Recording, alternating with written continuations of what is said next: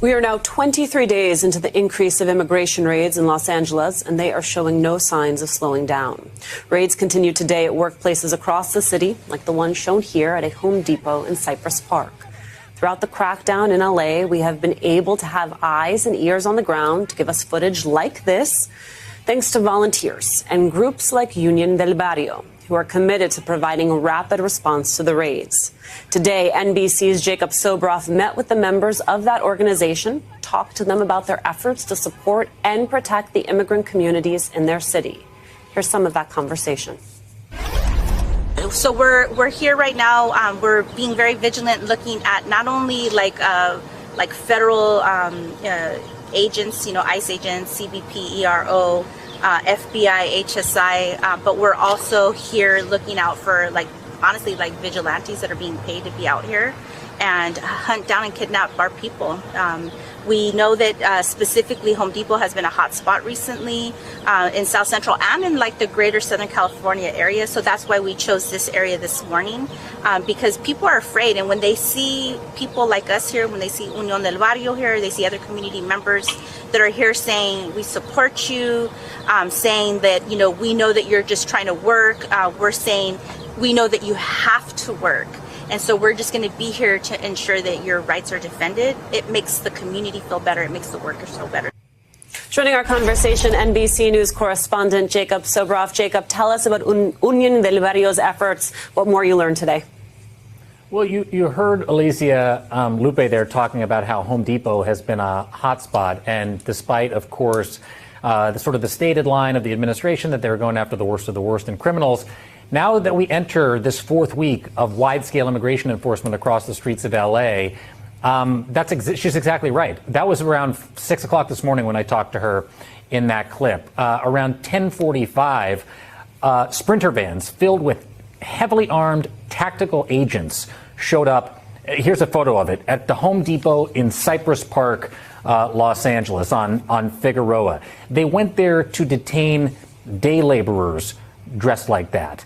And I think maybe they got one or two gentlemen, picked them up and took them off for processing. It's part of the reason that Unión del Barrio is on the streets of Los Angeles every day, part of a much larger effort to have a community-based coalition of people literally looking out for their neighbors and their friends and their fellow community members. I want to show you a little bit more of what it was like to be out there so early this morning before this raid took place with those activists and community members as they watched out for other people in the community.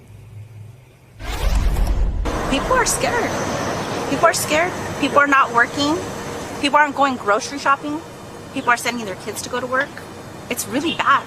This is almost like a COVID level, like pandemic, beginning pandemic kind of level, where we're seeing people not being able to make rent because they're afraid to go to work, sending their kids to go do vendor work for them.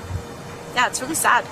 Even as we're standing here, I'm watching the three of you. Your head is almost like on a swivel, all of you, kind of looking around the parking lot. What are you looking for? Yeah, well, I'm looking for the tried and true, undercover vehicles that these mass kidnappers are using.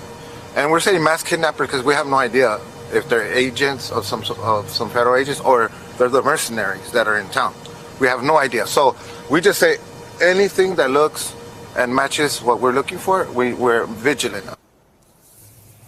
So that's part of the terrorization, Alicia, is that the members of the community don't know oftentimes who these people are rolling up to Home Depot parking lots or, the agricultural fields a couple weeks ago, or you name it, wherever they show up.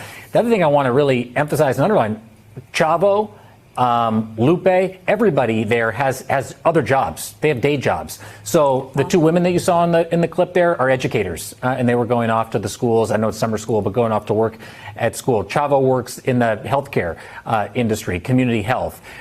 They're doing this because they care about Los Angeles. They're doing this because they care about their neighbors. They're handing out those exact flyers because they want people to understand what the vehicles look like when they roll up in the community, driving around every single morning for the past 23 going on 24 days in this unprecedented effort by the federal government. Well, you work in education, you work in healthcare, you also understand the devastating impact this can have on a community. You talk, Jacob, about the masked agents there. There's reporting, I'm sure you've seen it, of people posing as federal agents amid these raids. Your sense, speaking with Unión del Barrio, like how concerned are these groups about the fact that they reference it there, they can no longer tell who is ICE and who is not?